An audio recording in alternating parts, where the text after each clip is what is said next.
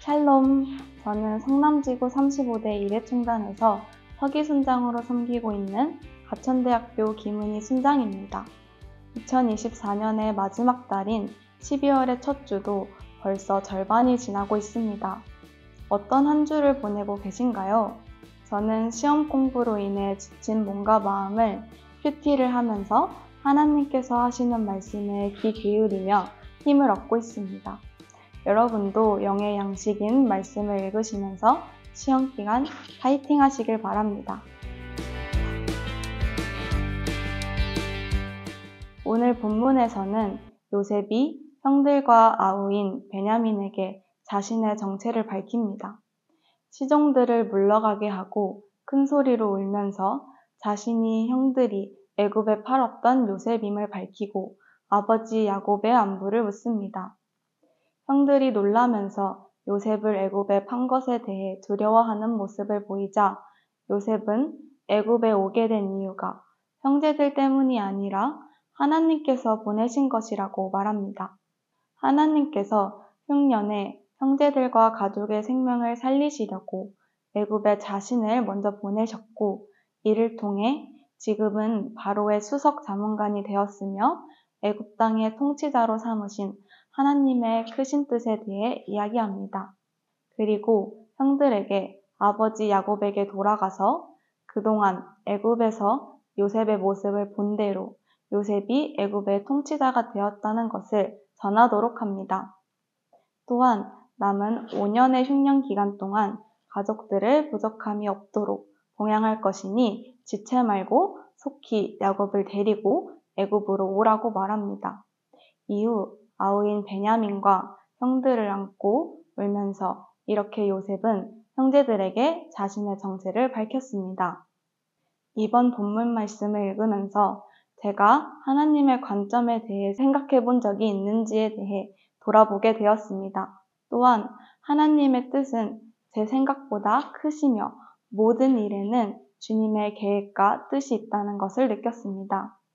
저는 사람들과의 관계에서 아무리 친한 사이였어도 배신하거나 신뢰를 저버린 일이 있으면 그 사람과는 이전과 같은 관계를 유지하는 것이 어려웠습니다.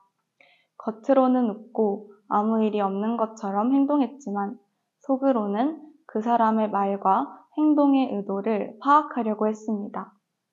상대의 행동에 대해 다른 이유가 있진 않았을까? 내 생각이 틀리진 않았을까? 라는 생각보다 제 눈으로 본 것이니 이게 맞을 것이라고 생각했습니다.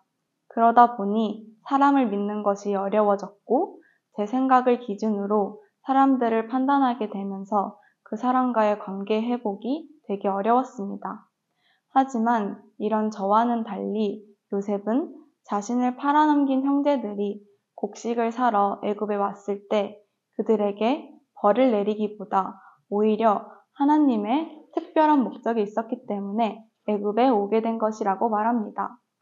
저라면 낯선 땅인 애굽에 와서 노예로 살고 감옥에 갇히는 등의 고난들을 겪었기에 형들이 자신을 팔아넘겨서 이런 일이 생겼다고 원망하다가 화를 냈을 것 같다고 생각했습니다.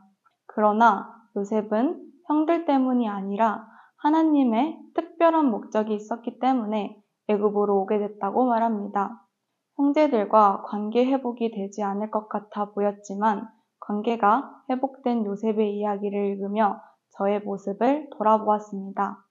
제 생각보다 주님의 생각은 크시고 작은 일처럼 보이는 것 하나하나에도 주님의 크신 계획이 있다는 것을 깨닫게 되었습니다. 하나님의 시선으로 보았다면 계속해서 이어나갈 수 있던 관계들을 제가 끊어내고 있었고 좋은 방향으로 볼 수 있는 문제를 부정적인 방향으로만 보면서 낙심하고 걱정하고 있었다는 것을 알게 되었습니다. 이것은 사람과의 관계뿐만 아니라 제 삶의 여러 영역에서도 나타나 어떤 일이 있을 때 하나님의 관점이 아닌 제 관점으로 보고 판단하게 했습니다. 본문 말씀을 묵상하며 이런 제 모습에 대해 깨달았고 회개할 수 있었습니다. 오늘 말씀을 통해 삶에서 역사하시는 주님을 의지하며 어려운 일이 있을 때 하나님의 관점으로 본다면 그 일이 어떻게 보일지 생각하고 기도하며 나아가야겠다고 다짐했습니다.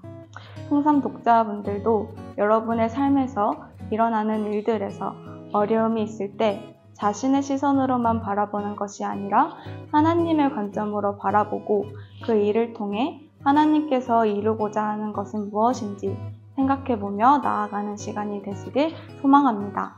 샬롬.